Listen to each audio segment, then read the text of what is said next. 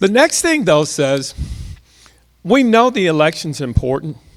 The question is, how do we survive to get to that election? There's some things that require action now, whether it's through phone calls or through a campaign reaching out to our legislators, whatever. We need to be doing some things like that now. I'm going to ask Cassandra Hedges, excuse me, I'll get your last name all wrong, to come up and share with us a little bit about how we can participate in some local actions right now to raise awareness with our elected officials that say, hey, we don't like what you're doing up there. This is not what we voted for. Cassandra.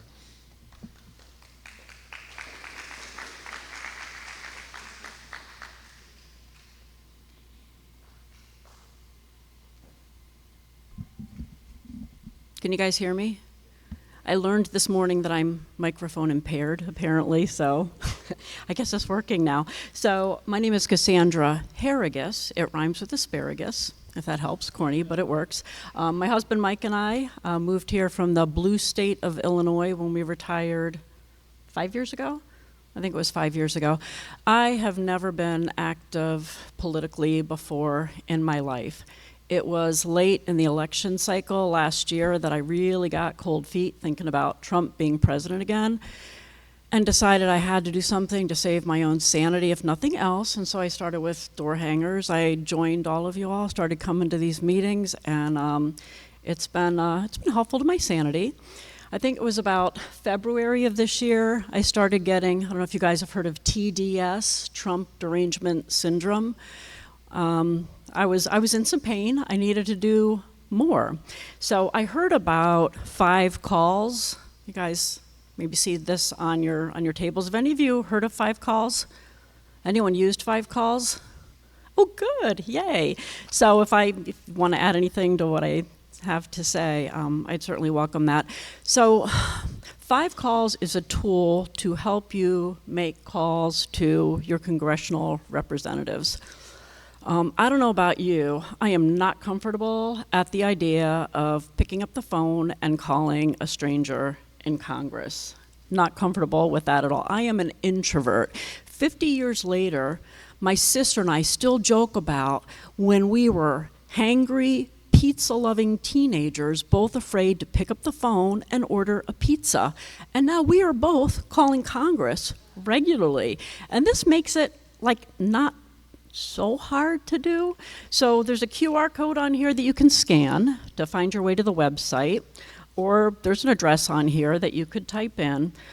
Believe me, if I can make phone calls to Congress, everybody in this room can make phone calls to Congress, and it would be awesome if we did so. Why? Well, the folks in Congress are supposed to represent us. They're supposed to respond to us, not to Trump. They need to hear from us. I would argue they need to hear from a whole lot of us. And this makes it pretty darn easy. So I'll just tell you a little bit about it.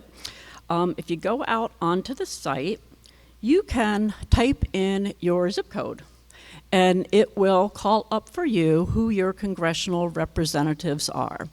And then you'll go out there and you will see, I actually looked there this morning, there are 69 different issues out there with updates on what's going on with those issues.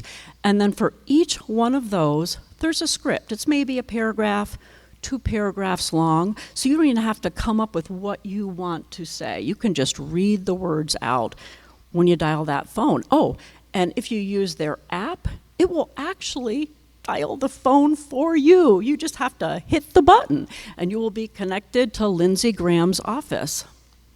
So here's a pro tip from my sister. If you call on the weekend or in the evenings, you will have no fear of talking to a live person. You can just leave a voicemail message. But it's really important you have to leave your name, your full address, and your zip code so that your call will be counted. Honestly, I've called right in the middle of the day, business days. I've never gotten a live person to answer Lindsey Graham's line. I guess it's like his town hall meetings, right? There's nobody there that wants to listen to you. But I'm recording messages, and I'm hoping that they are being tallied and they are being counted. Again, there's 69 different issues out there. I imagine that, like me, you're gonna you're going to relate to almost all of those. There are 12 different issues out there just for that one big blankety blank bill. That's why I feel especially passionate right now. If that bill passes, I think we're going to be in a world of hurt. And so I am trying my best to make some calls, let Congress know how I feel about it, and see if we can't stop that from happening, at least get some reasonable modifications to that. So anyway, with that, I was hoping to recruit even a few of you. And anyone have anything to add on it? Yes. What is that one bill you talking about? Oh, the budget reconciliation bill.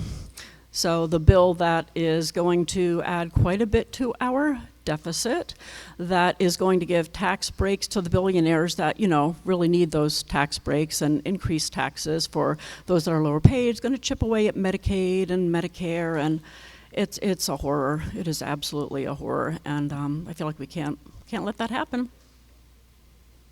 Awesome. Thanks, everybody. That bill is Trump's big, beautiful bill that he's touting right now.